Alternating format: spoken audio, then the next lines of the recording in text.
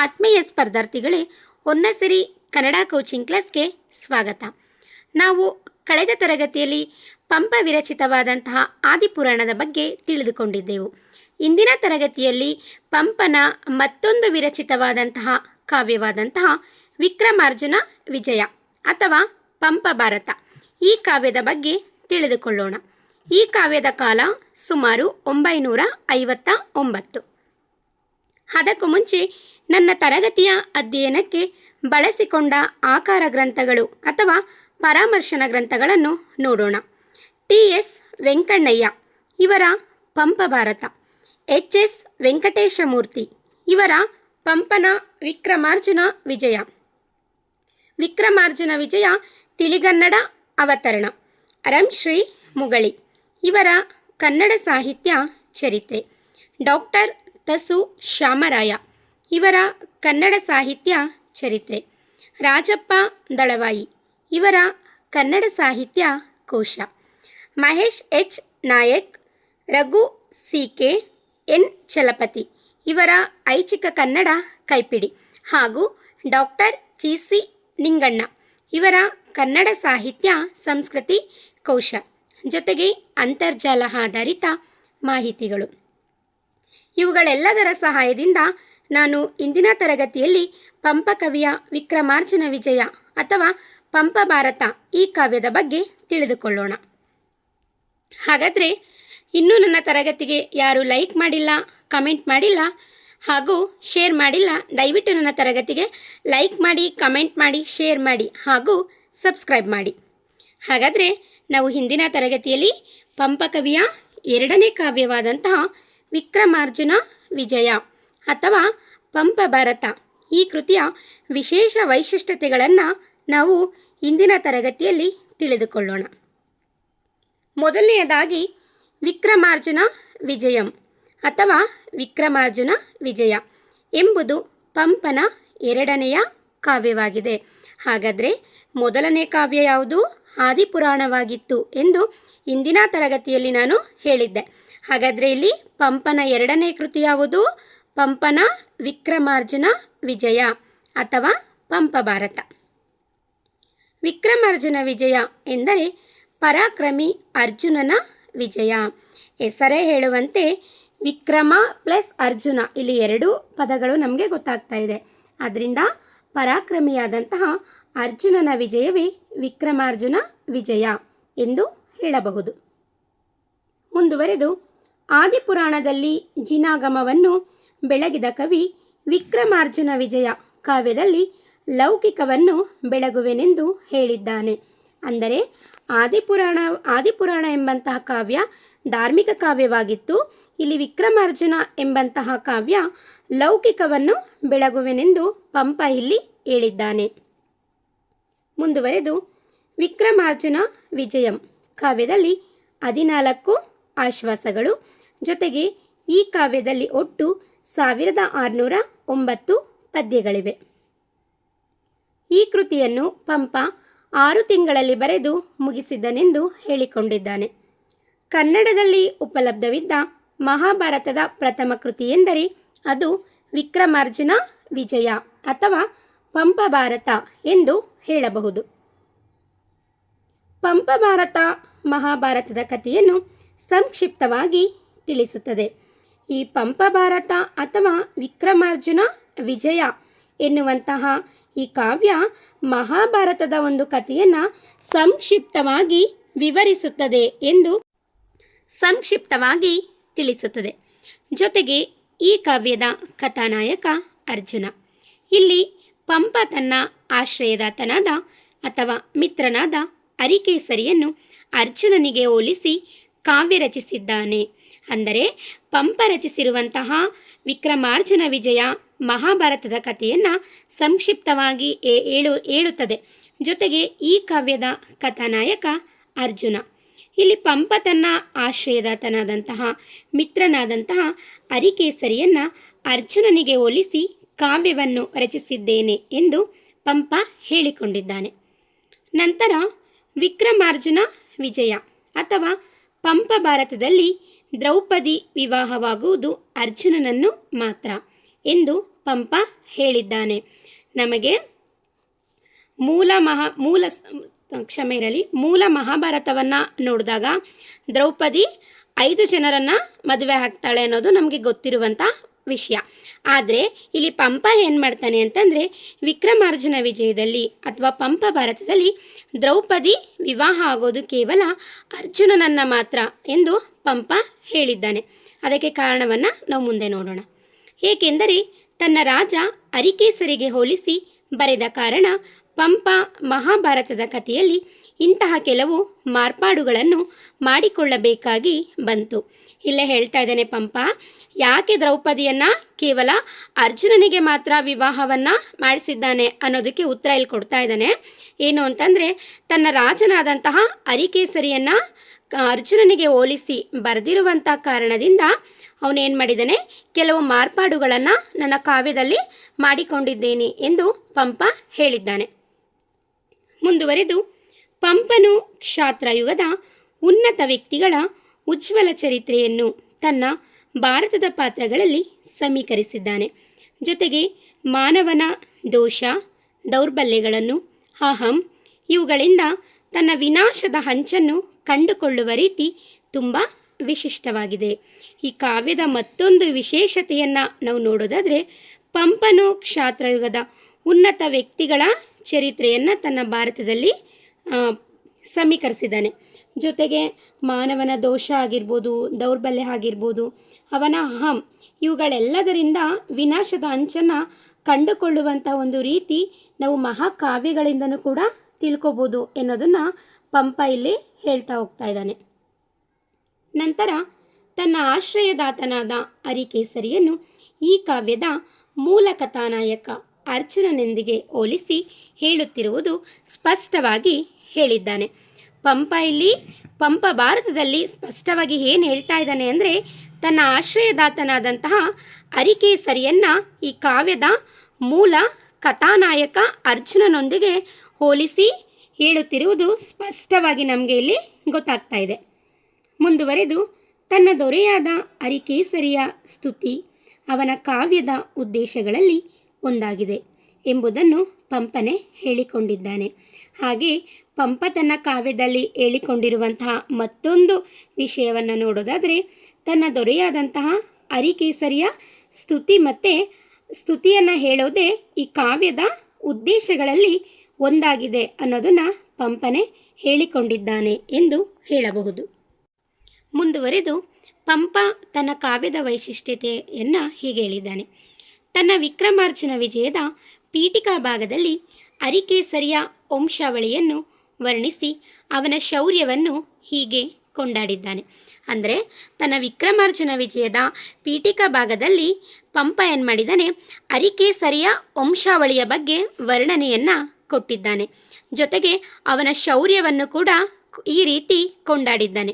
ಅದನ್ನು ನೋಡೋದಾದರೆ, ವೈರಿ ನರೇಣ ದ್ರೋಧ ಮದರ್ಪೊದಳನನೆ ಕಥಾನಾಯಕಂ ಮಾಡಿ ಸಂದು ಅರ್ಜುನನೊಳ್ ಪೋಳ್ವಿ ಕಥಾ ಬಿತ್ತಿ ಎನನು ನಯದಿಂ ಪೇಳಲೆಂದೆತ್ತಿಕೊಂಡೆನು. ಇದನ್ನು 1ರಿಂದ 51ನೇ ಭಾಗದಲ್ಲಿ ಅವನು ಹೇಳ್ಕೊಂಡಿದ್ದಾನೆ. ಅಂದರೆ ತನ್ನ ಆಶ್ರಯದಾತನಾದಂತಹ ಹರಿಕೇಸರಿಯ ವರ್ಣನೆಯನ್ನು, ವಂಶಾವಳಿಯನ್ನು, ಜೊತೆಗೆ ಅವನ ಶೌರ್ಯವನ್ನು ಇಲ್ಲಿ ಪಂಪ ಕೊಂಡಾಡಿದ್ರ ಮೂಲಕ ತನ್ನ ಕಾವ್ಯವನ್ನು ಆರಂಭಿಸಿದ್ದೇನೆ ಎಂದು ಪಂಪ ಇಲ್ಲಿ ಹೇಳಿಕೊಂಡಿದ್ದಾನೆ. ನಂತರ ಪಂಪ ಭಾರತದಲ್ಲಿ ಒಟ್ಟು 1609 ಪದ್ಯಗಳಿದ್ದು ಅವು ವಿವಿಧ ಜಾತಿಗಳಿಂದ ಕೂಡಿದೆ. ಅಂದರೆ ಕಂದ ಪದ್ಯಗಳು, ಆ ಬಳಿಕ ಖ್ಯಾತ ಕರ್ನಾಟಕಗಳು ಸಂಖ್ಯಾ ಬಾಹುಳ್ಯ ಪಡೆದಿದೆ. ಮುಂದುವರೆದು ಪಂಪನ ಒಂದು ಕಾವ್ಯ ರಚನೆಯ ವೈಶಿಷ್ಟ್ಯತೆಯನ್ನು ನೋಡೋದಾದರೆ, ಇಲ್ಲಿ ಪಂಪ ಹೇಳ್ತಾ ಇದ್ದಾನೆ, ನನ್ನ ಕೃತಿಯಲ್ಲಿ 1609 ಪದ್ಯಗಳಿವೆ. ಹಾಗೆಯೇ ಅವು ವಿವಿಧ ಜಾತಿಗಳಿಂದ, ಅಂದರೆ ಪದ್ಯ ಜಾತಿಗಳಿಂದ ಕೂಡಿದೆ ಎಂದು ಹೇಳಿಕೊಂಡಿದ್ದಾನೆ.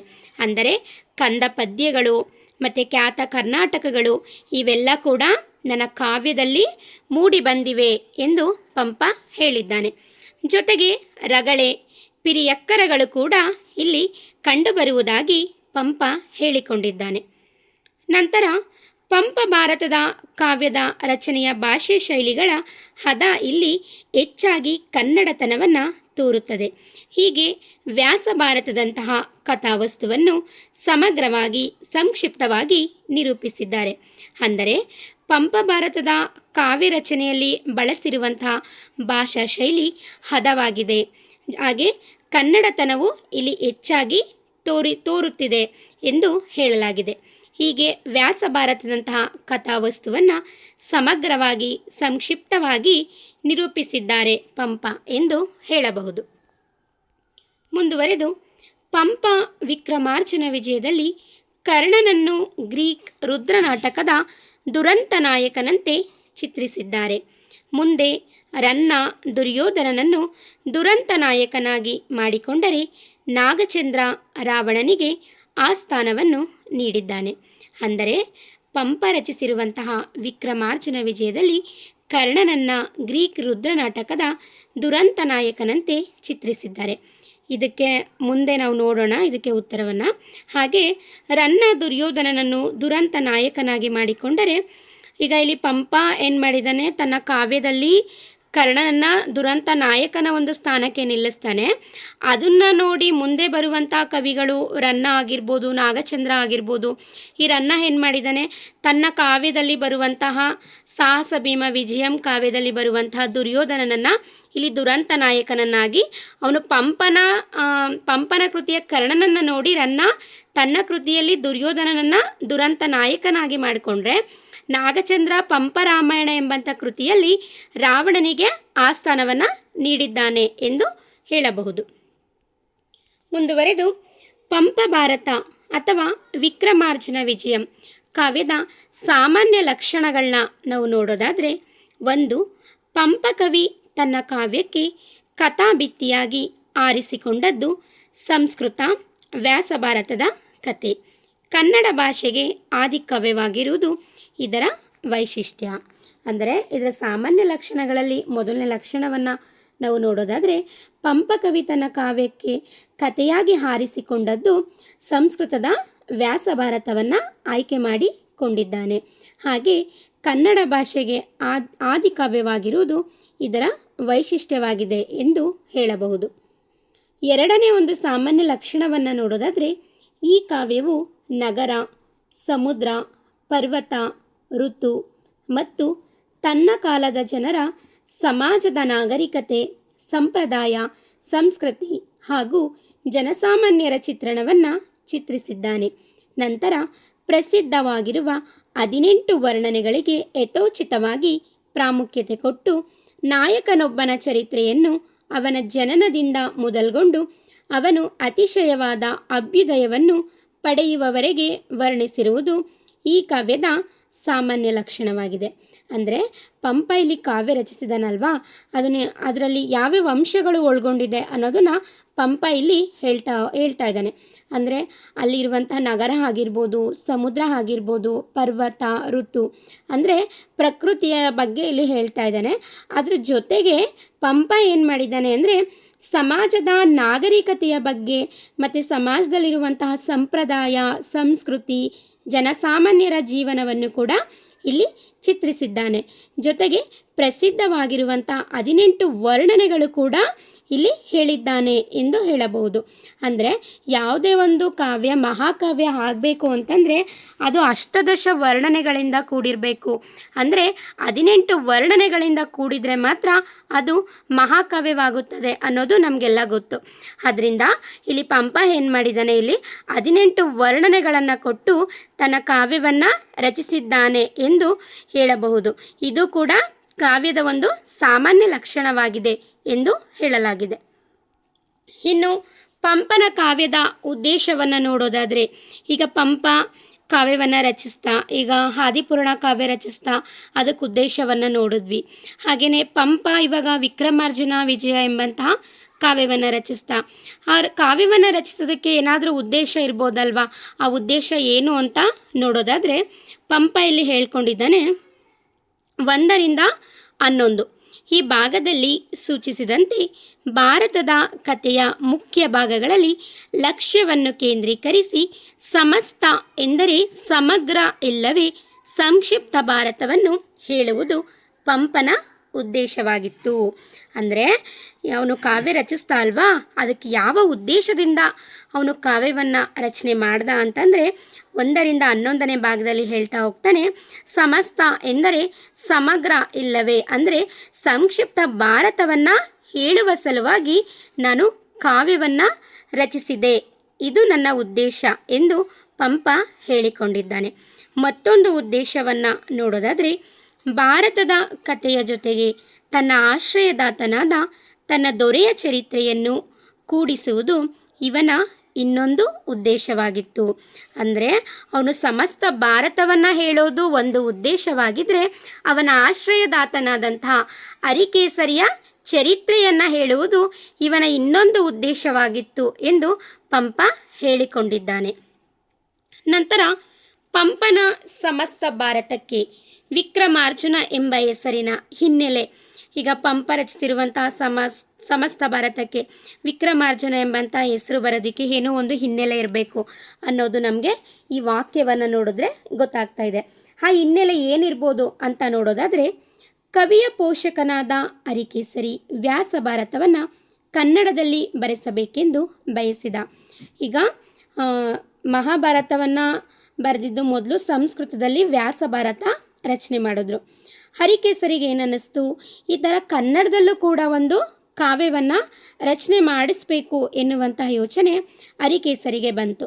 ಆಗ ಅರಿಕೇಸರಿ ಏನು ಮಾಡ್ತಾನೆ, ಆಸ್ಥಾನದಲ್ಲಿ ಇದ್ರ ಬಗ್ಗೆ ಪ್ರಸ್ತಾಪವನ್ನು ಮಾಡಿದಾಗ ಆ ಆಸ್ಥಾನದಲ್ಲಿ ಇದ್ದಂತಹ ಕವಿ ಪುಂಗದವರು ಏನು ಹೇಳ್ತಾರೆ, ಇದಕ್ಕೆ ಶ್ರೇಷ್ಠನಾದವನು ಪಂಪ ಮಾತ್ರ, ಕಥೆಯ ಮೇಯ್ಗೆಡಲ ಇದೆ, ಅಂದರೆ ಈ ಕಾವ್ಯವನ್ನು ರಚನೆ ಮಾಡೋದಕ್ಕೆ ಪಂಪನಿಂದ ಮಾತ್ರ ಸಾಧ್ಯ ಅಂತ ಉಳಿದ ಕವಿ ಪುಂಗದವರು ಹೇಳ್ತಾರೆ.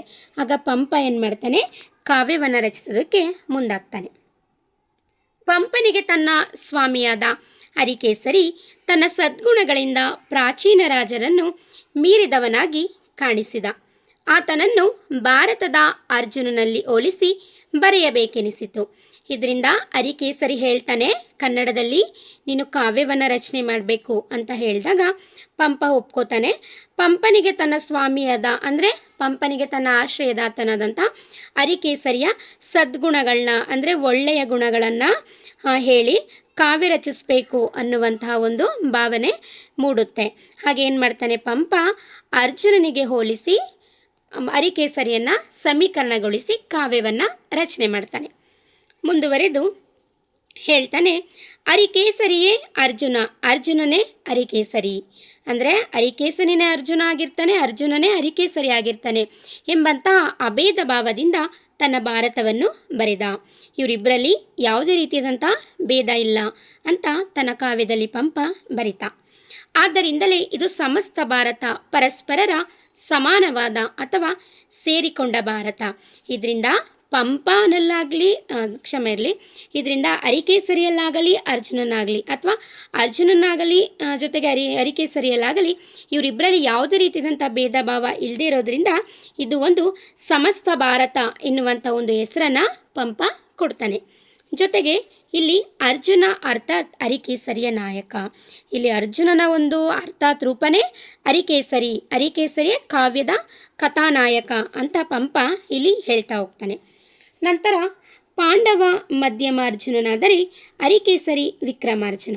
ಆದ್ದರಿಂದ ಸಮಸ್ತ ಭಾರತಕ್ಕೆ ವಿಕ್ರಮಾರ್ಜುನ ವಿಜಯ ಎಂದು ಹೆಸರು. ಹೀಗೆ ಗೊತ್ತಾಯ್ತಲ್ವ ನಮಗೆ, ಇದಕ್ಕೆ ಸಮಸ್ತ ಭಾರತಕ್ಕೆ ವಿಕ್ರಮಾರ್ಜುನ ಎಂಬಂಥ ಹೆಸರಿನ ಉಲ್ಲೇಖ ಏನು ಅನ್ನೋದು ನಮಗೆ ಇವಾಗ ಅರ್ಥ ಆಯಿತು. ಪಾಂಡವ ಮಧ್ಯಮ ಅರ್ಜುನನಾದರೆ ಅಂದರೆ ಅರ್ಜುನನನ್ನು ಮಧ್ಯಮ ಪಾಂಡವ ಅಂತ ಕರೀತಾರೆ. ಯಾಕೆ ಅಂದರೆ ಫಸ್ಟು ಯುಧಿಷ್ಠಿರ ಅಥವಾ ಧರ್ಮರಾಯ ಜನಿಸ್ತಾನೆ, ನಂತರ ಭೀಮ ಜನಿಸ್ತಾನೆ, ನಂತರ ಮಧ್ಯದವನಾಗಿ ಅರ್ಜುನ ಜನಿಸ್ತಾರೆ. ಅದರಿಂದ ಅರ್ಜುನನನ್ನು ಮಧ್ಯಮ ಪಾಂಡವ ಅಂತ ಕರೀತಾರೆ. ಅರ್ಜುನನನ್ನು ಮಧ್ಯಮ ಪಾಂಡವ ಅಂತ ಕರೆದರೆ ಅರಿಕೇಸರಿಯನ್ನು ವಿಕ್ರಮಾರ್ಜುನ ಅಂತ ಇಲ್ಲಿ ಕರೆಯಲಾಗಿದೆ. ಇದರಿಂದ ತನ್ನ ಕಾವ್ಯಕ್ಕೆ ಈ ಹೆಸರು ಬಂತು ಅನ್ನೋದನ್ನು ಪಂಪ ಇಲ್ಲಿ ಹೇಳ್ಕೊಂಡಿದ್ದಾನೆ. ಇದರ ಫಲವಾಗಿ ಗ್ರಂಥದ ಉದ್ದಕ್ಕೂ ಅರಿಕೇಸರಿಯ ಬಿರುದು ಬಾವಳಿಗಳು ಅರ್ಜುನದಾಗಿದೆ, ಅರ್ಜುನನ ಮಹಿಮೆ ಅರಿಕೇಸರಿಯದಾಗಿದೆ. ಒಮ್ಮೊಮ್ಮೆ ಪಾಪ ಅರ್ಜುನ ಸಾಮಂತ ಚೂಡಾಮಣಿ ಎಂದು ಕರೆಸಿಕೊಳ್ಳಬೇಕಾಗುತ್ತದೆ. ಇದರಿಂದ ಕಾವ್ಯದ ಉದ್ದಕ್ಕೂ ಕೂಡ ಅರಿಕೇಸರಿಯ ಬಿರುದು ಬಾವಳಿಗಳು ಇದೆಲ್ಲ ಆಗಿದೆ. ಅಂದರೆ ಅರ್ಜುನನ ಬಿರುದುಗಳು ಅರಿಕೇಸರಿಯ ಬಿರುದುಗಳು ಎರಡೂ ಕೂಡ ಒಂದೇ. ಹಾಗೆ ಅರಿಕೇಸರಿಯ ಬಿರುದಾಗಿರ್ಬೋದು, ಅರ್ಜುನನ ಬಿರುದಾಗಿರ್ಬೋದು, ಎರಡೂ ಕೂಡ ಒಂದೇ ಎನ್ನುವಂತಹ ಒಂದು ನೆಲೆಯಲ್ಲಿ ಕಾವ್ಯವನ್ನು ಪಂಪ ರಚಿಸ್ತಾ ಹೋದ್ರೂ ಕೂಡ ಒಂದೊಂದು ಕಡೆ ತನ್ನ ಆಶ್ರಯದಾತನಾದಂತಹ ಹರಿಕೇಸರಿಯನ್ನೇ ಅವನು ಎತ್ತಿ ಮೇಲೆ ಕೂರಿಸಿದಾಗ ಅರ್ಜುನನ ಒಂದು ಪರಿಸ್ಥಿತಿ ಹೇಗಾಗುತ್ತೆ ಅಂದರೆ, ಪಾಪ ಅರ್ಜುನ ಒಬ್ಬ ಸಾಮಂತ ಚೂಡಾಮಣಿಯಂತೆ ಒಂದೊಂದು ಸತ ಕಾಣಿಸ್ಕೋತಾನೆ ಅಂತ ಓದುಗರಿಗೂ ಅರ್ಥ ಆಗುತ್ತೆ. ಹಾಗೆ ಆ ಕಾವ್ಯದಲ್ಲೂ ನಾವು ತಿಳ್ಕೊಬೋದು. ಮುಂದುವರಿದು ಪಂಪನು ತನ್ನ ಭಾರತದಲ್ಲಿ ಮಾಡಿಕೊಂಡ ಮುಖ್ಯ ವ್ಯತ್ಯಾಸಗಳು ಅಂದರೆ ಪಂಪ ಭಾರತ ಅಥವಾ ವಿಕ್ರಮಾರ್ಜುನ ವಿಜಯ ಎಂಬಂಥ ಕಾವ್ಯದಲ್ಲಿ ಕೆಲವು ವ್ಯತ್ಯಾಸಗಳನ್ನು ಮಾಡಿಕೊಂಡಿದ್ದಾನೆ. ಆ ವ್ಯತ್ಯಾಸಗಳನ್ನು ನೋಡೋದಾದರೆ, ಅರ್ಜುನನ ನಾಯಕತ್ವದೊಡನೆ ಸುಭದ್ರೆಗೆ ದೊರೆತ ಪ್ರಾಶಸ್ತ್ಯವು ಒಂದಾಗಿದೆ. ಇದು ಸ್ವಾಭಾವಿಕವಾದರೂ ಇದರ ಪರಿಣಾಮವಾಗಿ ದ್ರೌಪದಿಯ ಸ್ಥಾನವು ಸಂದಿಗ್ಧವಾಯಿತು. ವ್ಯಾಸ ಭಾರತದಲ್ಲಿ ಅವಳಿಗೆ ಪತಿಗಳೈವವರು ಇದು ಸರಿಯಲ್ಲವೆಂದು ಅರ್ಜುನನೊಬ್ಬನಿಗೆ ಪಂಪನು ಅವಳನ್ನು ಮದುವೆ ಮಾಡಿಸಿದ್ದಾನೆ. ಅಂದರೆ ಅವನು ಮಾಡಿಕೊಂಡಿರುವಂತಹ ವ್ಯತ್ಯಾಸವನ್ನು ನೋಡೋದಾದರೆ, ಅರ್ಜುನನ ನಾಯಕತ್ವದೊಡನೆ ಸುಭದ್ರೆಗೂ ಕೂಡ ಇಲ್ಲಿ ಪ್ರಾಶಸ್ತ್ಯ ಅನ್ನೋದು ದೊರೆಯುತ್ತೆ. ಅಂದರೆ ನಾನು ಆಗಲೇ ಹೇಳಿದೆ, ಇಲ್ಲಿ ಏನು ಮಾಡ್ತಾನೆ ಪಂಪ ದ್ರೌಪದಿಯನ್ನು ಮಾತ್ರ ಅರ್ಜುನನಿಗೆ ವಿವಾಹ ಮಾಡಿರೋದಾಗಿ ಹೇಳ್ತಾನೆ. ಆದರೆ ಇಲ್ಲೇನಾಗುತ್ತೆ ಅಂತಂದರೆ, ಕೊನೆಯಲ್ಲಿ ಅರ್ಜುನನ ಒಂದು ಸಿಂಹಾಸನವಿರೋದು ಸುಭದ್ರೆ. ಅದನ್ನ ನಾವು ಮುಂದೆ ನೋಡೋಣ. ಇದು ಸ್ವಾಭಾವಿಕವಾಗಿ ಏನಾಗುತ್ತೆ, ಸುಭದ್ರೆಗೆ ಪ್ರಾಶಸ್ತ್ಯ ಸಿಕ್ಕಿರೋದು ಇಲ್ಲಿ ದ್ರೌಪದಿಯ ಒಂದು ಸ್ಥಾನಕ್ಕೆ ಒಂದು ಧಕ್ಕೆಯನ್ನು ತರುತ್ತೆ ಅಂತ ಇಲ್ಲಿ ಹೇಳ್ಬೋದು. ಹಾಗೆ ವ್ಯಾಸ ಭಾರತದಲ್ಲಿ ಅವಳಿಗೆ ಪತಿಗಳು 5 ಹೌದಲ್ವಾ. ಸಂಸ್ಕೃತದಲ್ಲಿ ರಚನೆ ಮಾಡಿರುವಂತಹ ವ್ಯಾಸ ಭಾರತದಲ್ಲಿ ದ್ರೌಪದಿಗೆ 5 ಜನ ಗಂಡಂದಿರು. ಆದರೆ ಇಲ್ಲಿ ಪಂಪ ಏನು ಮಾಡಿದ್ದಾನೆ, ತನ್ನ ರಾಜನಾದಂತಹ ಅರಿಕೇಸರಿಗೆ ಹೋಲಿಸಿರೋದ್ರಿಂದ ಇಲ್ಲಿ ದ್ರೌಪದಿ ಒಬ್ಬಳನ್ನು ಮಾತ್ರ ಅರ್ಜುನನಿಗೆ ವಿವಾಹ ಮಾಡಿಸಿದ್ದಾನೆ ಎಂದು ಹೇಳಬಹುದು. ನಂತರ ಜೈನ ಭಾರತದ ವರ್ಚಸ್ಸಿನಿಂದ ಈ ಮಾರ್ಪಾಡು ಆಗಿರಬಹುದು. ಸಮಾಜ ಪದ್ಧತಿಗಳಲ್ಲಿಯ ವ್ಯತ್ಯಾಸಕ್ಕೆ ಅನುಸರಿಸಿ ಲೌಕಿಕವಾದ ತನ್ನ ಕಥೆಯಲ್ಲಿ ಈ ವ್ಯತ್ಯಾಸವನ್ನು ಮಾಡಿದನೆಂಬ ಸೂಚನೆಯು ವಿಚಾರಣೀಯವಾಗಿದೆ. ಅಂದರೆ ನಾನು ಆಗಲೇ ಹೇಳ್ದಂಗೆ ಅರಿಕೇಸರಿ ಒಂದು ಹೋಲಿಕೆ ಮಾಡಿರೋದ್ರಿಂದ ಪಂಪ ದ್ರೌಪದಿಯನ್ನು ಅರ್ಜುನನಿಗೆ ಒಬ್ಬಳೇ ಸತಿಯಾಗಿ ಮಾಡಿದ್ದ. ಹಾಗೆ ಅದ್ರ ಜೊತೆಗೆ ಅವನು ಮಾಡ್ಕೊಂಡಿರುವಂಥ ವ್ಯತ್ಯಾಸಗಳು ನೋಡೋದಾದರೆ ಜೈನ ಭಾರತದ ವರ್ಚಸ್ಸಿನಿಂದ ಈ ಮಾರ್ಪಾಡನ್ನು ನಾನು ಮಾಡ್ಕೊಂಡಿದ್ದೀನಿ ಅಂತ ಪಂಪ ಇಲ್ಲಿ ಹೇಳ್ತಾ ಇದ್ದಾನೆ. ಜೊತೆಗೆ ಸಮಾಜ ಪದ್ಧತಿಯಲ್ಲಿನ ವ್ಯತ್ಯಾಸವನ್ನು ಸಮಾಜದ ಪದ್ಧತಿಯನ್ನು ಅನುಸರಣೆ ಮಾಡಿ ಅವನು ಕೆಲವೊಂದು ಬದಲಾವಣೆಯನ್ನು ನಾನಿಲ್ಲಿ ಮಾಡ್ಕೊಂಡಿದ್ದೀನಿ ಅಂತ ಇಲ್ಲಿ ಪಂಪ ಹೇಳ್ತಾ ಇದ್ದಾನೆ.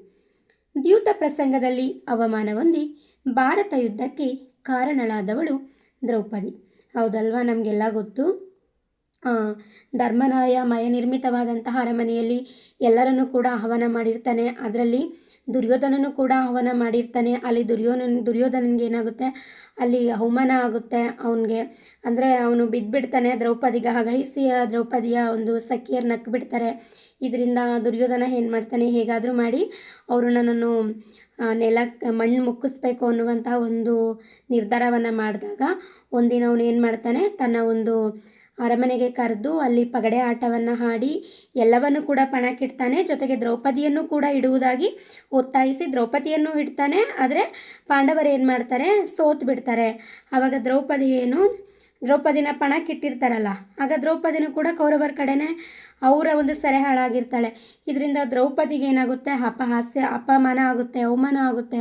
ಇಲ್ಲಿಂದ ಏನಾಗುತ್ತೆ, ಭಾರತದ ಯುದ್ಧಕ್ಕೆ ದ್ರೌಪದಿ ಕಾರಣಳಾಗ್ತಾಳೆ ಅನ್ನೋದು ನಮಗೆ ಇಲ್ಲಿ ತಿಳಿದು ಬರುತ್ತೆ. ಅದನ್ನು ಪಂಪ ಇಲ್ಲಿ ಹೇಳ್ತಾ ಇದ್ದಾನೆ. ಇದುವೇ ಮಹಾಭಾರತಕ್ಕಾದಿಯಾಯಿತು. ಅಬ್ಜದಳಾಕ್ಷಿ ಪೀಳ ಸಾಮಾನ್ಯಮೇ ಬಗೆಯೇ ಭರತತ್ಕೇಶ ಪ್ರಪಂಚಂ. ಇದನ್ನು 12ರಿಂದ 156ನೇ ಭಾಗದಲ್ಲಿ ಹೇಳ್ತಾ ಇದ್ದಾನೆ. ಅಂದರೆ ನಾನು ಆಗಲೇ ಹೇಳ್ದಂಗೆ ಮಹಾಭಾರತ ಯುದ್ಧ ನಡೆಯೋದಕ್ಕೆ ಅದಕ್ಕೆ ಕಾರಣಳಾದವಳೆ ದ್ರೌಪದಿ ಅಂತ ಇಲ್ಲಿ ಹೇಳಲಾಗಿದೆ. ಅದನ್ನ ಭೀಮನು ಅವಳ ಮಹತ್ವವನ್ನು ಇಲ್ಲಿ ಬಣ್ಣಿಸ್ತಾನೆ. ಆದರೆ ಯುದ್ಧದಲ್ಲಿ ಗೆದ್ದ ಮೇಲೆ ಪಟ್ಟಮಹಿಷಿ ಆಗುವವಳು ದ್ರೌಪದಿಯಲ್ಲ, ಸುಭದ್ರೆ. ಅಂತೆ ಮೊದಲಿಂದ ಕಡೆಯ ತನಕ ಪಾಂಡವರೊಡನೆ ಪಡಬಾರದ ಕಷ್ಟವನ್ನು ಅನುಭವಿಸಿದವಳು ದ್ರೌಪದಿ. ಆದರೆ ಸುಖ ಪಡುವ ಕಾಲ ಬಂದಾಗ ಸದ್ದಿಲ್ಲದೆ ಗದ್ದುಗೆ ಹೇರಿದವಳು ಸುಭದ್ರೆ ಅಂತ ಟಿ.ಎಸ್. ವೆಂಕಣ್ಣಯ್ಯನವರು ಹೇಳಿದ್ದಾರೆ. ಹೌದಲ್ವಾ? ಪಾಂಡವರ ಜೊತೆ ದ್ರೌಪದಿ ಏನು ಮಾಡಿದ್ಲು? ಅಜ್ಞಾತವಾಸ, ವನವಾಸ ಎಲ್ಲನೂ ಕೂಡ ಇದು ಮಾಡಿದ್ಲು. ಆದರೆ ಯುದ್ಧ ಎಲ್ಲ ಮುಗಿದು ಯುದ್ಧ ಗೆದ್ದಾಗ ಅರ್ಜುನನೊಡನೆ ಸಿಂಹಾಸನವನ್ನು ಏರಿದ್ದು ಯಾರು? ಸುಭದ್ರೆ ಹಾಕ್ತಾಳೆ ಇಲ್ಲಿ. ಅದನ್ನು ಇಲ್ಲಿ ಟಿ.ಎಸ್. ವೆಂಕಣ್ಣಯ್ಯ ಅವರು ಹೇಳ್ತಾ ಇದ್ದಾರೆ. ಏನಂದರೆ ಮೊದಲಿನಿಂದ ಕಡೆಯ ತನಕ, ಮೊದಲಿಂದ ಕೊನೆಯ ತನಕನೂ ಕೂಡ ಪಾಂಡವರೊಡನೆ ಪಡಬಾರದಂತಹ ಕಷ್ಟವನ್ನು ಅನುಭವಿಸಿದ್ದು ದ್ರೌಪದಿ. ಆದರೆ ಸುಖ ಪಡುವಂತಹ ಕಾಲ ಬಂದಾಗ ಸದ್ದಿಲ್ಲದೆ ಗದ್ದುಗೆ ಹೇರಿದವಳು, ಅಂದರೆ ಯಾವುದೇ ಕಷ್ಟವನ್ನು ತೆಗೆದುಕೊಳ್ಳದೆ ಸಿಂಹಾಸನ ಹೇರಿದವಳು ಸುಭದ್ರೆ ಅಂತ ಇಲ್ಲಿ ಟಿ.ಎಸ್. ವೆಂಕಣ್ಣಯ್ಯನವರು ಹೇಳಿದ್ದಾರೆ. ಹಾಗೆ ಈ ಸಾಲನ್ನು ತುಂಬ ಜನ ಚರಿತೆಕಾರರು ಟೀಕಿಸಿರುವುದನ್ನು ಕೂಡ ನಾವು ನೋಡ್ಬೋದು. ನಂತರ ವಿಕ್ರಮಾರ್ಜುನ ವಿಜಯ. ಈ ಕಾವ್ಯವು ಐತಿಹಾಸಿಕ ಮಹತ್ವವನ್ನು ಪಡೆದಿದೆ. ಆ ಐತಿಹಾಸಿಕ ಮಹತ್ವವನ್ನು ಪಡೆಯೋದಕ್ಕೆ ಕಾರಣಗಳನ್ನ ನಾವು ನೋಡೋದಾದರೆ, ಪಂಪನು ರಾಷ್ಟ್ರಕೂಟ ಸಾಮಂತ ಚಾಲುಕ್ಯ ರಾಜ ಅರಿಕೇಸರಿಯ ಆಸ್ಥಾನ ಕವಿಯಾಗಿದ್ದನು. ಪಂಪ ಯಾರ ಆಸ್ಥಾನ ಕವಿಯಾಗಿದ್ದನು ಅಂತಂದರೆ, ರಾಷ್ಟ್ರಕೂಟ ಸಾಮಂತ ಚಾಲುಕ್ಯ ರಾಜನಾದಂತಹ ಅರಿಕೇಸರಿಯ ಆಸ್ಥಾನದಲ್ಲಿ ಪಂಪ ಕವಿಯಾಗಿದ್ದ. ಹಾಗೆ ಗಂಗ ರಾಜವಂಶಕ್ಕೆ ಸೇರಿದ ತನ್ನ ಪೋಷಕ ರಾಜ ಅರ್ಜುನ ಮತ್ತು ಅರಿಕೇಸರಿಯ ನಡುವೆ ಕವಿ ಮಾಡಿದ ಸಮೀಕರಣದಿಂದಾಗಿ ಈ ಕೃತಿಯು ಐತಿಹಾಸಿಕ ಮಹತ್ವವನ್ನು ಪಡೆದಿದೆ ಎಂದು ಹೇಳಲಾಗಿದೆ. ಅರ್ಜುನ ಗಂಗರಾಜ ವಂಶಕ್ಕೆ ಸೇರಿದವನು.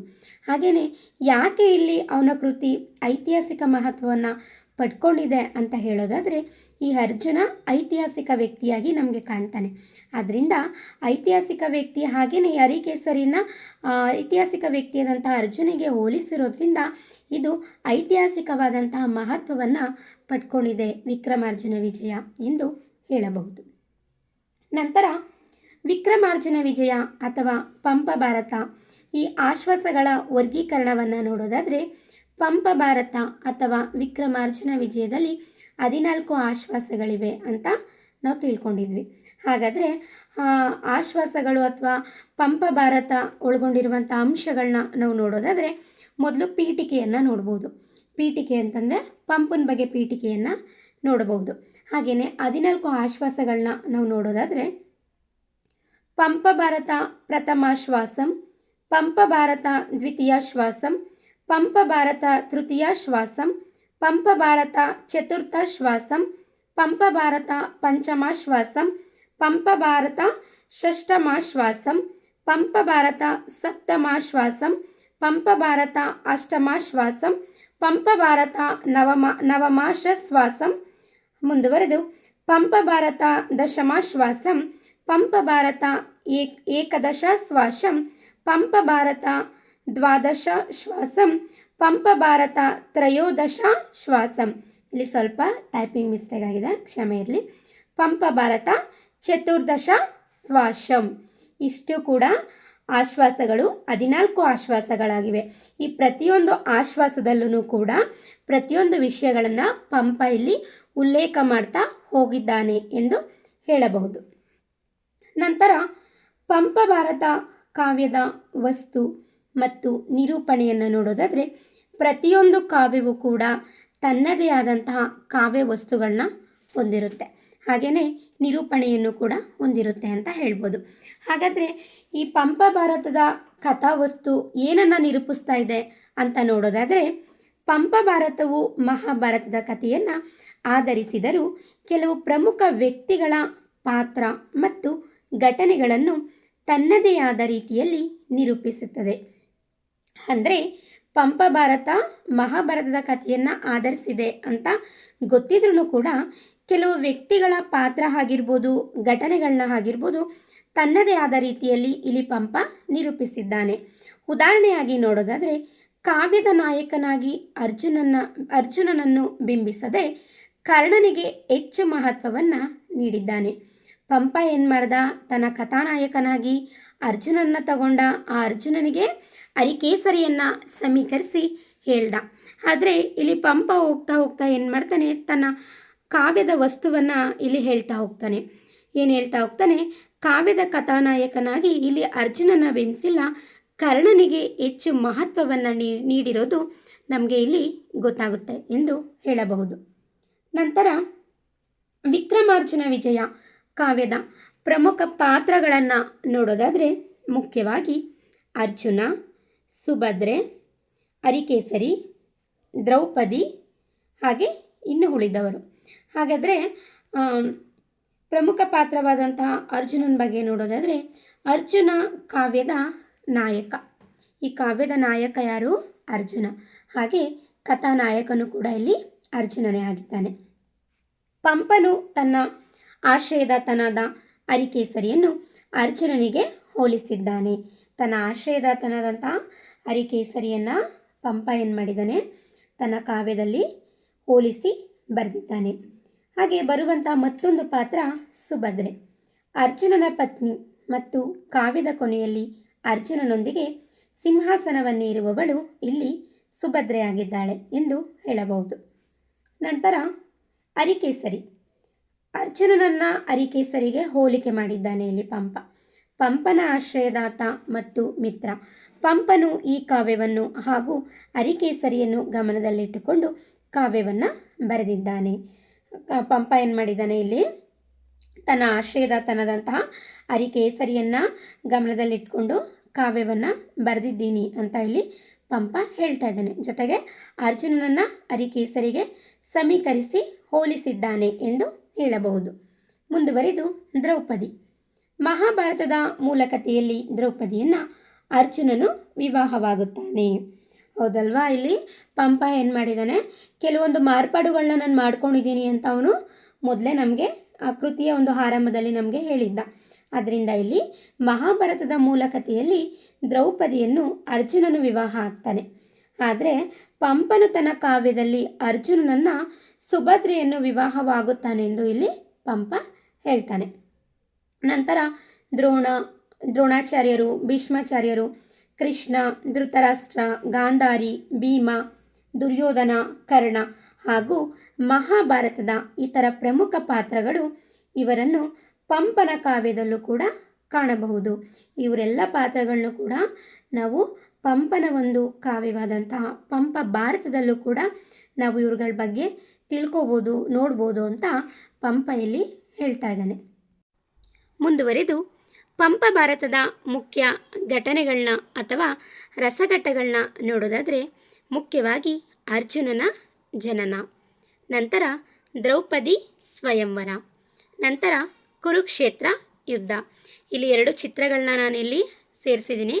ಕುರುಕ್ಷೇತ್ರ ಯುದ್ಧದ್ದು ಮತ್ತು ಭೀಷ್ಮಾಚಾರ್ಯರು ಶರಶಯ್ಯೆಯಲ್ಲಿ ಮಲಗಿರೋದು, ಅಂದರೆ ಬಾಣದ ಮೇಲೆ ಮಲಗಿರೋದು.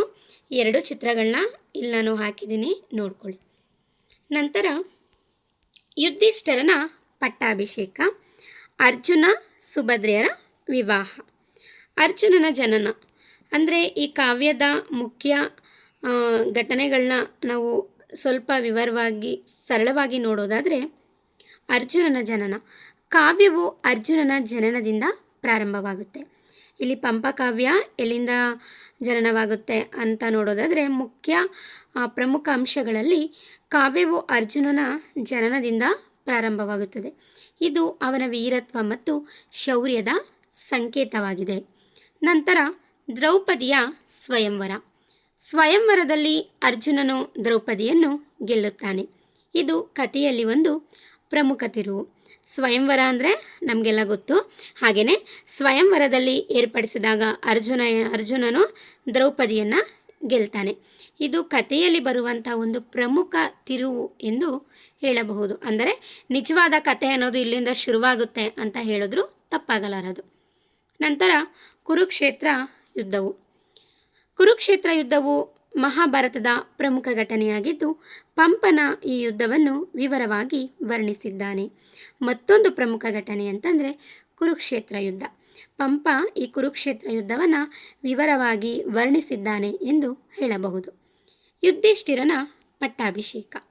ಯುದ್ಧದ ನಂತರ ಯುಧಿಷ್ಠಿರನು ಹಸ್ತಿನಾಪುರದ ರಾಜನಾಗಿ ಪಟ್ಟಾಭಿಷಿಕ್ತನಾಗುತ್ತಾನೆ. ಯುದ್ಧ ಆದಮೇಲೆ, ಕುರುಕ್ಷೇತ್ರ ಯುದ್ಧ ಆದಮೇಲೆ ಯುಧಿಷ್ಠಿರನಿಗೆ ಏನಾಗುತ್ತೆ? ಪಟ್ಟಾಭಿಷೇಕ ಆಗುತ್ತೆ. ಹಸ್ತಿನಾಪುರದ ರಾಜನಾಗಿ ಅವನು ಯುಧಿಷ್ಠಿರ ಆಡಳಿತವನ್ನು ನಡೆಸ್ತಾನೆ. ನಂತರ ಅರ್ಜುನ ಸುಭದ್ರೆ ವಿವಾಹ. ಕಾವ್ಯದ ಕೊನೆಯಲ್ಲಿ ಅರ್ಜುನನು ಸುಭದ್ರೆಯನ್ನು ವಿವಾಹವಾಗುತ್ತಾನೆ. ಇದು ಕಥೆಯ ಸುಖಾಂತ್ಯವನ್ನು ಸೂಚಿಸುತ್ತದೆ.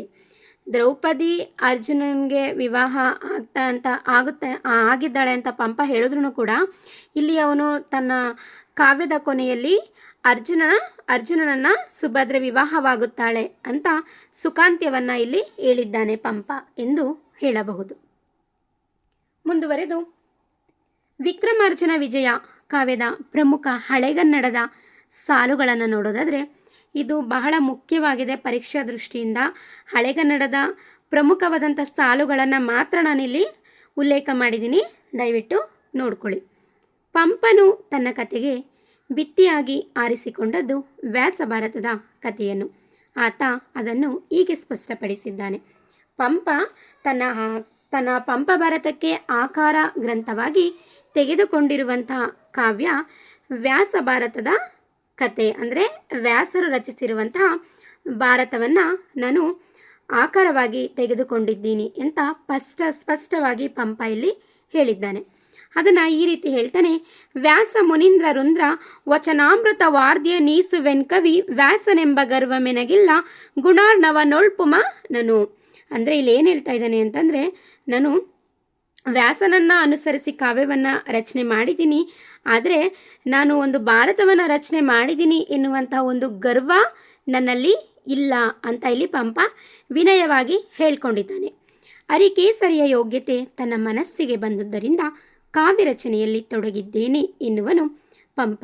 ಹಾಗೆ ಪಂಪ ಹೇಳ್ತಾನೆ, ಈ ಅರಿಕೇಸರಿಯ ಒಂದು ಯೋಗ್ಯತೆ ಅಂದರೆ ಅರಿಕೇಸರಿಯ ಸಾಮರ್ಥ್ಯ ನನ್ನ ಮನಸ್ಸಿನಲ್ಲಿ ಬಂದಿರೋದ್ರಿಂದ ಅವನನ್ನು ನಾಯಕನಾಗಿ ತೆಗೆದುಕೊಂಡು ಅವನ ಬಗ್ಗೆ ನಾನು ಅರ್ಜುನಿಗೆ ಸಮೀಕರಿಸಿ ನಾನು ಕಾವ್ಯವನ್ನು ರಚಿಸಿದ್ದೀನಿ ಅಂತ ಪಂಪ ಇಲ್ಲಿ ಹೇಳಿದ್ದಾನೆ.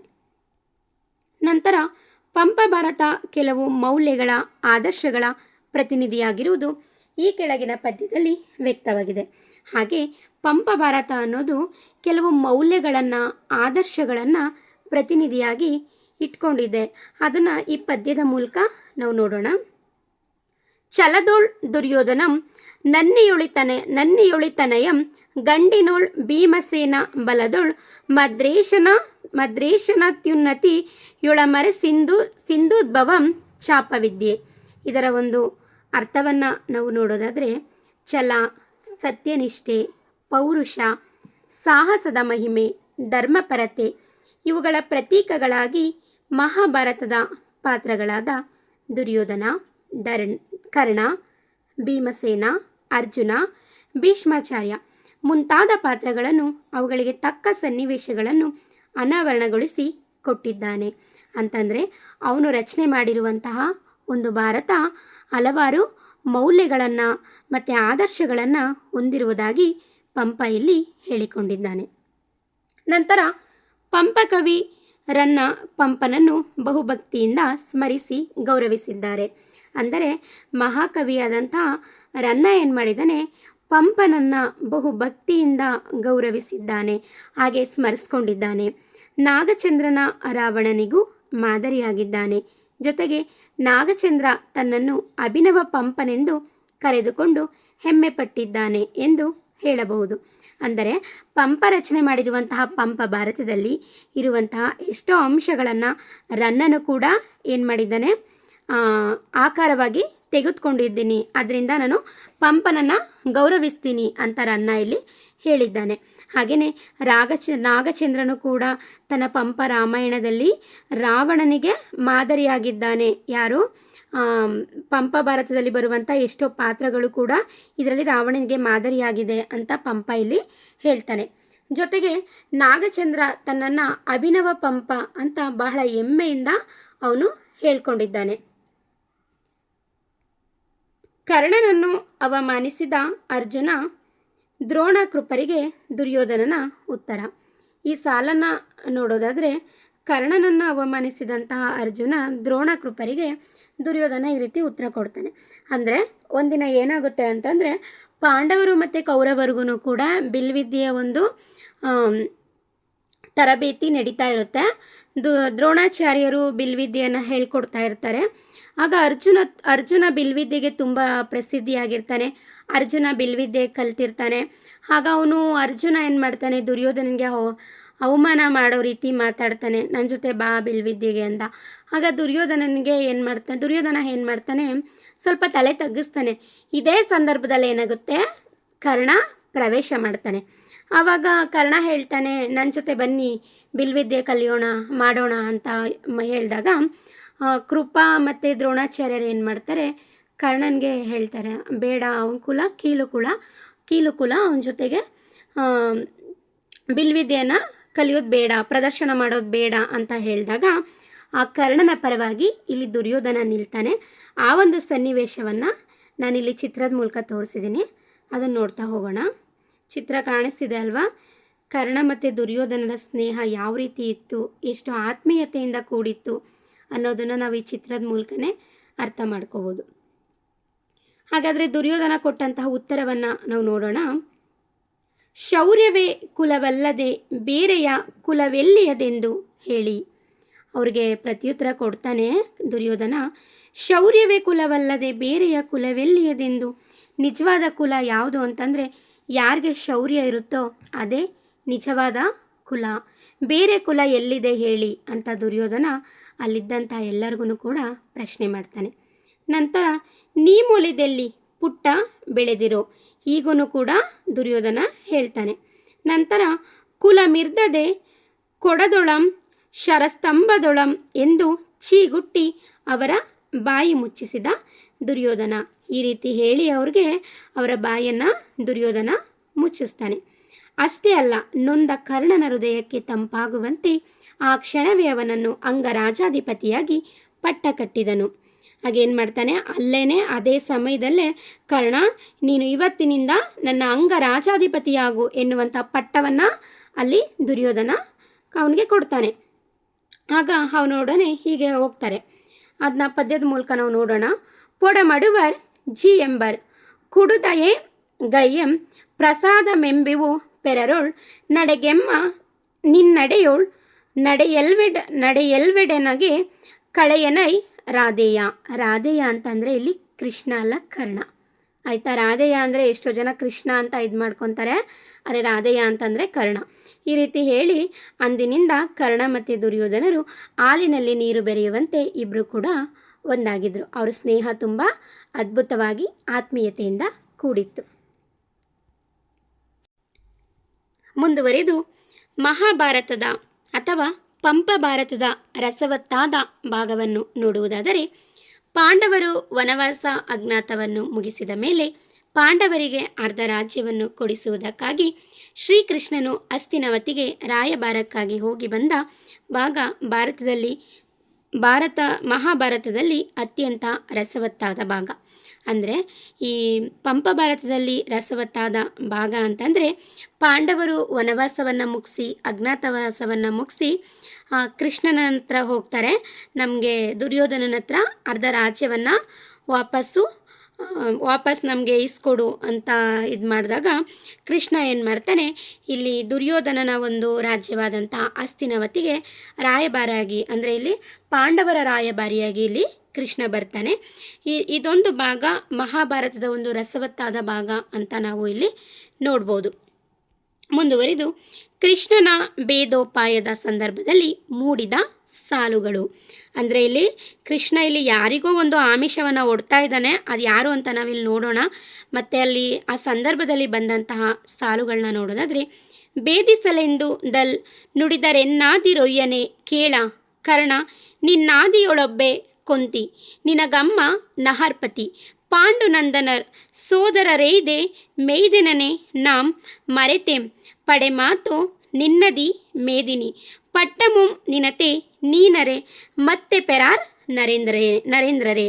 ಇಲ್ಲಿ ಕೃಷ್ಣ ಇಲ್ಲಿ ಬಂದಿದ್ದಾನೆ. ಯಾರ ಹತ್ರ ಬಂದಿದ್ದಾನೆ ಅಂತಂದರೆ, ಕೃಷ್ಣ ಇಲ್ಲಿ ಕರ್ಣನ ಹತ್ರ ಬಂದಿದ್ದಾನೆ. ಅಂದರೆ ಕರ್ಣನ ಒಂದು ಆತ್ಮೀಯ ಸ್ನೇಹಿತ ಯಾರಾಗಿರ್ತಾರೆ, ದುರ್ಯೋಧನ ಆಗಿರ್ತಾನೆ.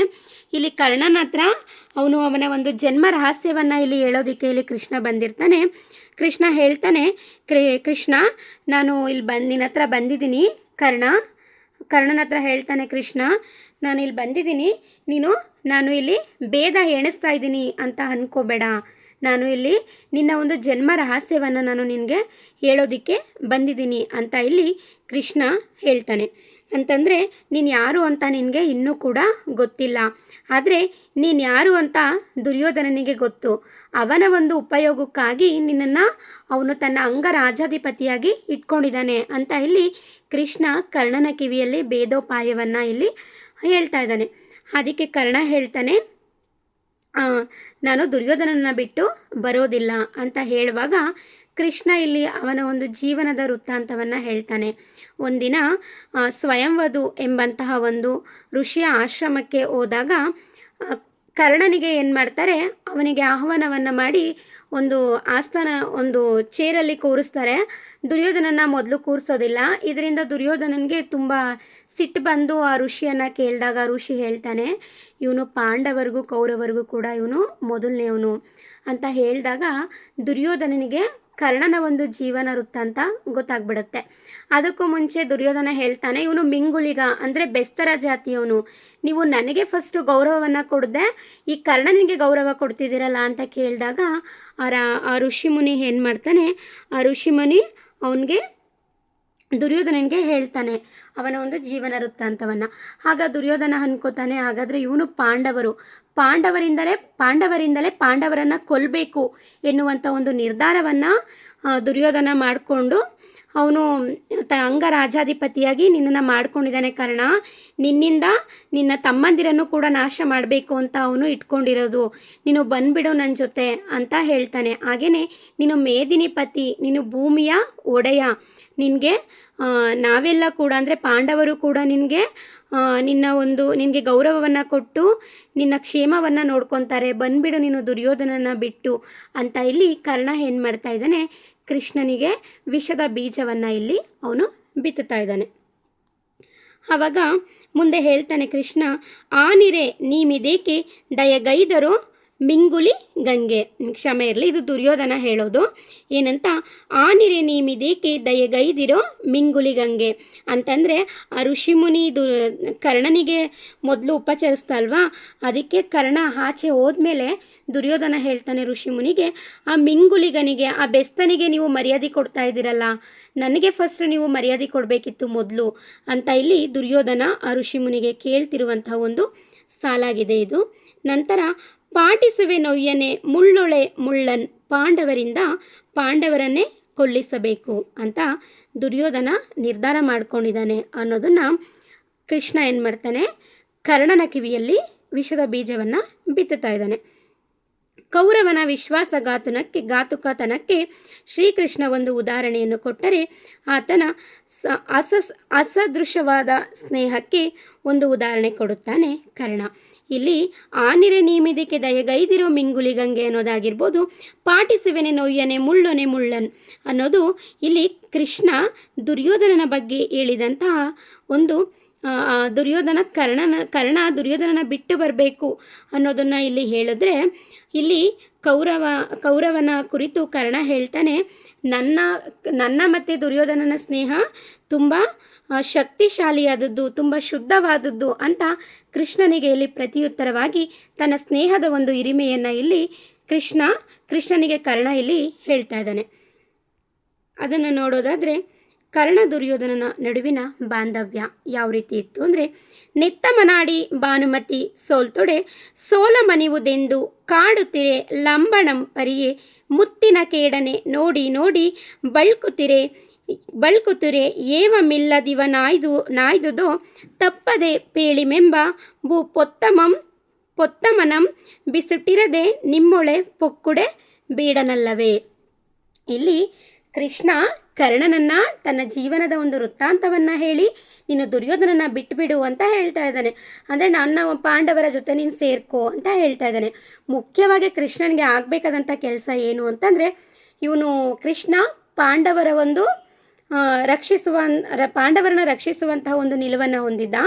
ಇಲ್ಲಿ ಅವನ ಜೀವನ ವೃತ್ತಾಂತವನ್ನು ಕರ್ಣನಿಗೆ ಹೇಳಿದ್ರೆ ಈ ಕಡೆ ಅವನು ತನ್ನ ಪಾಂಡವರನ್ನು ಕೊಲ್ಲೋದಿಲ್ಲ ಅನ್ನುವಂಥ ಒಂದು ಕೆಲಸ ಕೃಷ್ಣನಿಗಾಗಬೇಕಿತ್ತು. ಅದರಿಂದ ಇಲ್ಲಿ ಅವನು ಏನು ಮಾಡ್ತಾನೆ, ಇಲ್ಲಿ ತನ್ನ ಪಾಂಡವರನ್ನು ಉಳಿಸ್ಕೊಳ್ಳುವಂಥ ಒಂದು ಸಲುವಾಗಿ ಇಲ್ಲಿ ಕೃಷ್ಣ ವಿಷದ ಬೀಜವನ್ನು ಬಿತ್ತಿ ಒಂದು ಭಾಗದಲ್ಲಿ ಇಲ್ಲಿ ಕೃಷ್ಣ ಗೆಲ್ತಾನೆ ಅಂತ ಹೇಳ್ಬೋದು.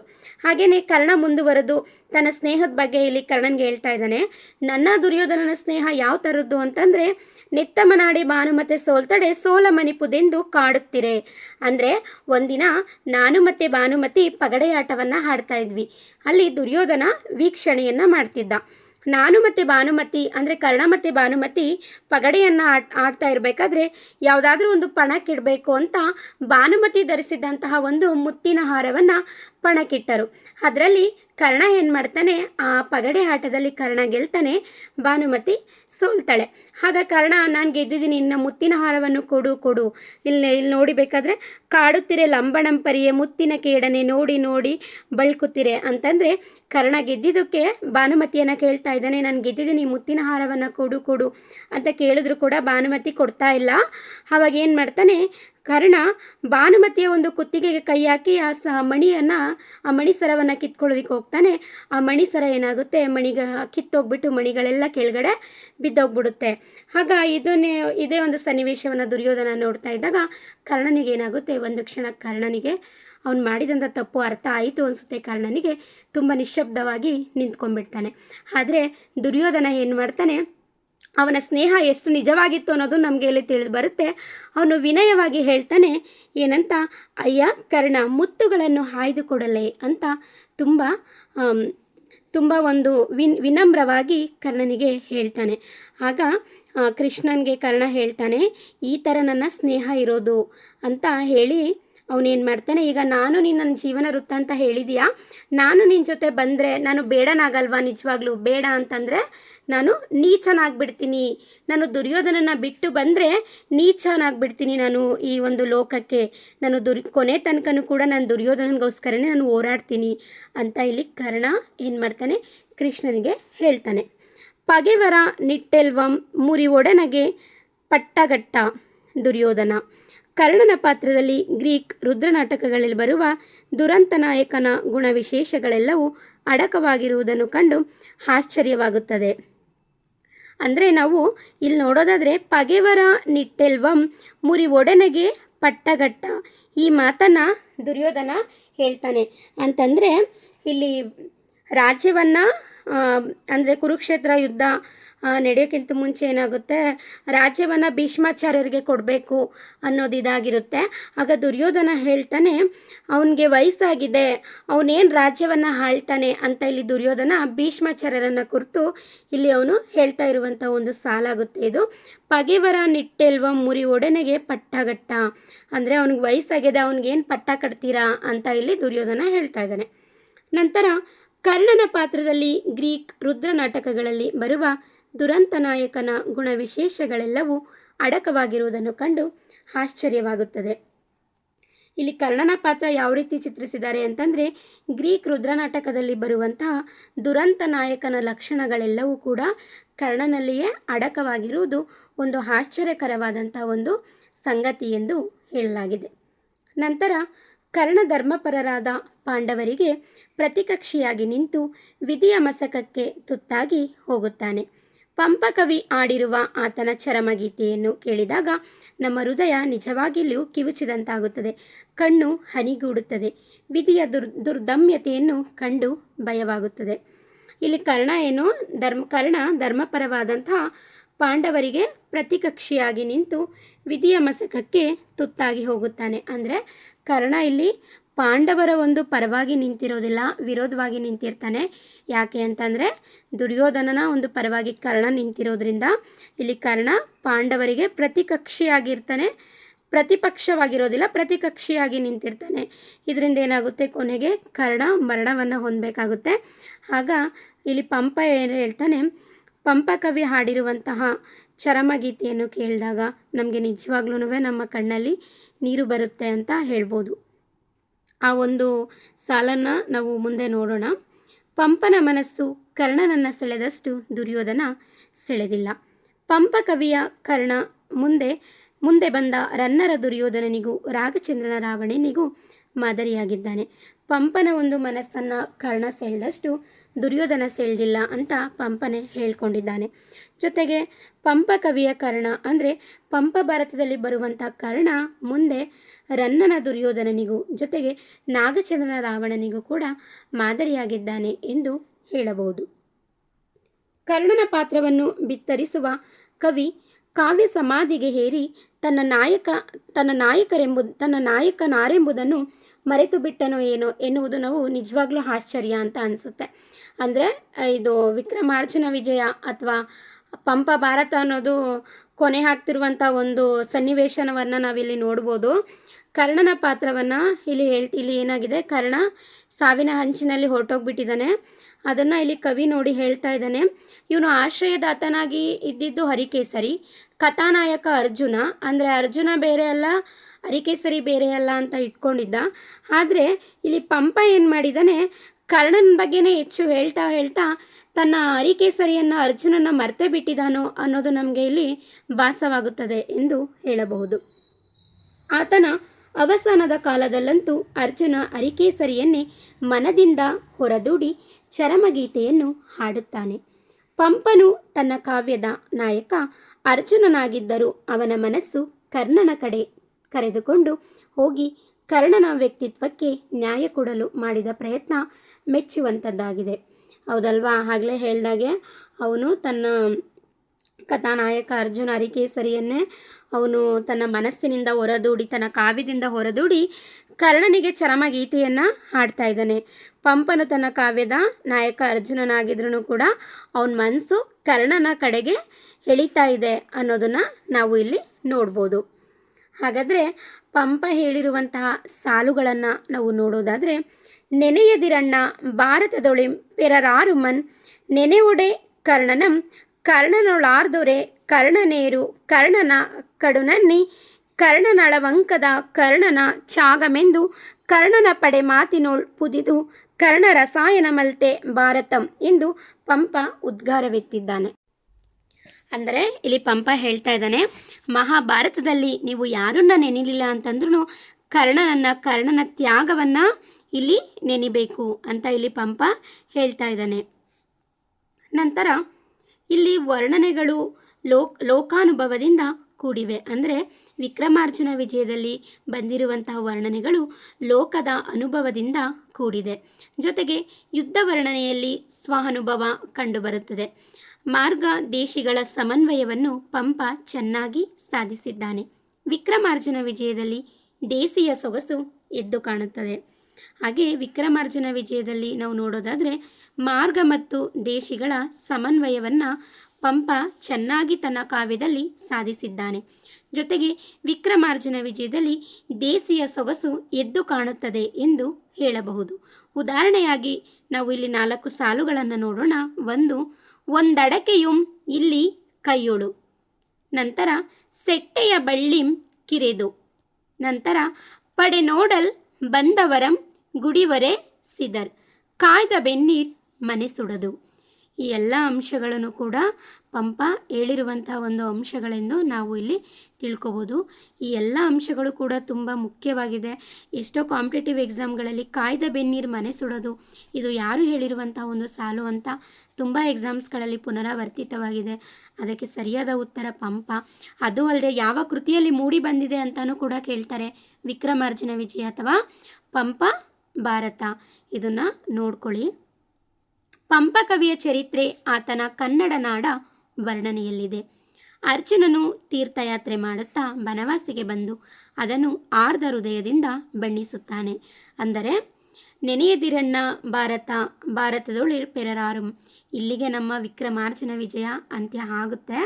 ನಂತರ ಇಲ್ಲಿ ಪಂಪ ಏನು ಮಾಡಿದ್ದಾನೆ, ಕೊನೆಯಲ್ಲಿ ತನ್ನ ಕಾವ್ಯದ ವರ್ಣನೆಯನ್ನು ಹಾಗೆಯೇ ಮಾರ್ಗ ಮತ್ತು ದೇಸಿಗಳ ಸಮನ್ವಯತೆಯನ್ನು ಇಲ್ಲಿ ಪಂಪ ಹೇಳ್ಕೊಂಡಿರೋದು.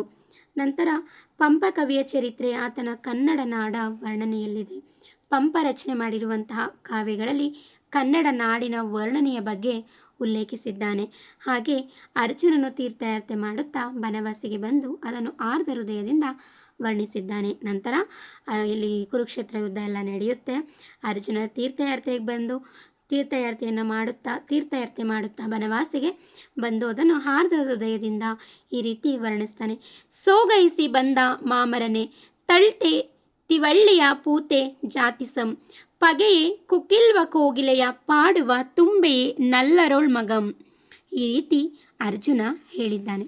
ಸಂಸ್ಕೃತ ಕಾಳಿದಾಸನಿಗೆ ಹೋಲಿಸಲು ಕನ್ನಡದಲ್ಲಿ ಯಾರಾದರೂ ಒಬ್ಬ ಕವಿ ಇದ್ದರೆ ಆತ ಮಹಾಕವಿ ಪಂಪ.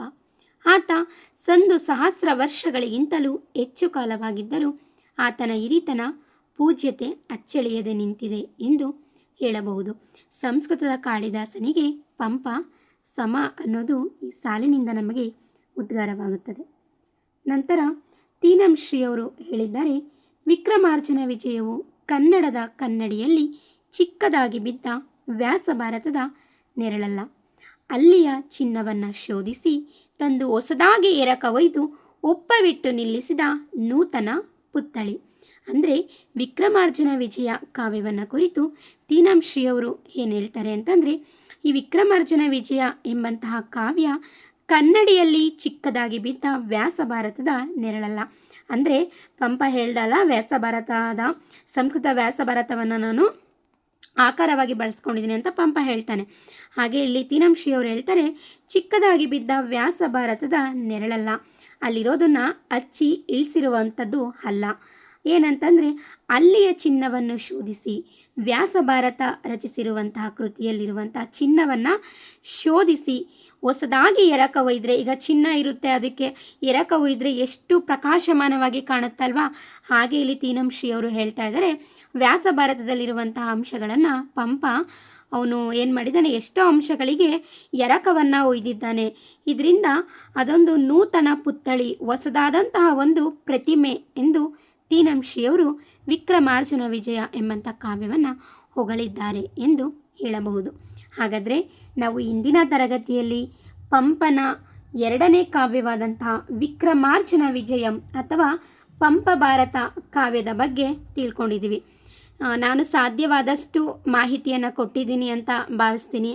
ಹಾಗಾದರೆ ನನ್ನ ತರಗತಿ ನಿಮಗೆ ಇಷ್ಟ ಆಗಿದೆ ಅಂತ ಭಾವಿಸ್ತೀನಿ. ದಯವಿಟ್ಟು ಲೈಕ್ ಮಾಡಿ, ಕಮೆಂಟ್ ಮಾಡಿ, ಶೇರ್ ಮಾಡಿ, ಹಾಗೆ ಸಬ್ಸ್ಕ್ರೈಬ್ ಮಾಡಿ. ಮುಂದಿನ ತರಗತಿಯಲ್ಲಿ ಇನ್ನೂ ಹೆಚ್ಚು ಕವಿಗಳ ಒಂದು ಕೃತಿಗಳ ಬಗ್ಗೆ ಅಧ್ಯಯನ ಮಾಡೋಣ. ಮುಂದಿನ ತರಗತಿಯಲ್ಲಿ ಭೇಟಿಯಾಗೋಣ. ಧನ್ಯವಾದಗಳು. ಶುಭ ದಿನ.